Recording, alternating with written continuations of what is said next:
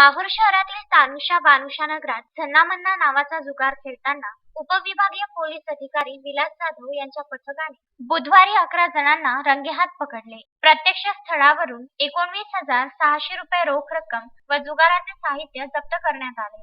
आरोपी विरुद्ध महाराष्ट्र जुगार कायदा कलम 12 प्रमाणे गुन्हा नोंद करण्यात आला. माहूर शहरातील वार्ड क्रमांक 1 मधील तानुशा बानुशा परिसरात फिरोज खान नवाब खान यांच्या घरात झन्ना-मन्ना नावाचा जुगार खेळणे सुरू असल्याची माहिती मिळाल्याने उपविभागीय पोलीस अधिकारी यांच्या पथकातील पोलीस उपनिरीक्षक शरद घोटे, पोलीस नाईक आडे, लिंगायत गावडे यांनी पंचासह तिथे छापा टाकला असता पत्त्यावर पैसे लावून खेळणाऱ्या शेख मोहसिन शेख कमरोद्दीन वय 30 वर्ष, शेख मुनाफ अब्दुल रहमान वय 60 वर्ष, साबिर मोहम्मद इब्राहिम वय 35 वर्ष, अदनान बेग चंदू बेग वय 20 वर्ष, शेख अमीन शेख दौलत वय 53 वर्ष राहणार माहूर यांना रंगेहात पकडले. माधव शिंदे, गौतम मोरे, इमान शेख गफार, संतोष बास्तेवार, शेख अमजद शेख इसाक, निलेश तायडे हे जुवारी पळून जाण्यात यशस्वी ठरले. ताब्यातील आरोपींनी त्यांची नावे सांगितली. उपविभागीय पोलीस अधिकारी कार्यालय माहूर यांच्या पथकाने केलेल्या कार्यवाहीने शहरात खुलेआम सुरू असलेल्या अवैध धंद्यांचे बिंग तर फुटलेच आहे,